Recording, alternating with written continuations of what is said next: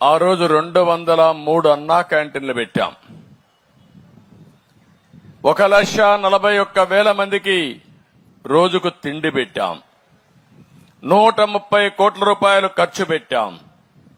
దగ్గర 4,60,00,000 మందికి అప్పటికే భోజనం పెట్టి ముందుకు తీసుకుపోతే ప్రభుత్వం అనేది మంచి కార్యక్రమాల్ని కొనసాగించేది ప్రభుత్వం.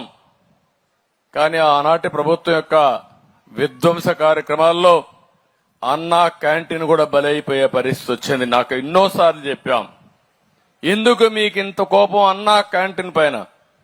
కావాలంటే మీ పేరు పెట్టుకోండి, ఈ అన్నదానాన్ని కొనసాగించడని చెబితే మీరు పెట్టలేకపోయినా దాతలు వస్తారు, వాళ్ళని వదిలిపెట్టమంటే, వాళ్లకు ఫ్రీగా చేసే అవకాశం ఇవ్వమంటే ఇవ్వకుండా అడ్డం పడే పరిస్థితికి వచ్చారు.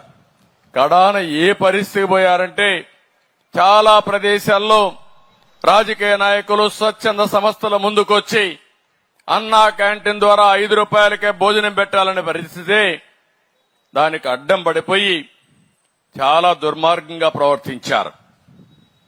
పెట్టనీయకుండా చేశారు, చాలా దౌర్జన్యాలు చేశారు. అన్నం పెట్టే వాళ్ళను కూడా పెట్టనీయకుండా అడ్డుకున్నారంటే ఎలాంటి ప్రభుత్వం ఉందో మనం ఒక్కసారి ఆలోచించుకోవాల్సిన అవసరం ఉంది.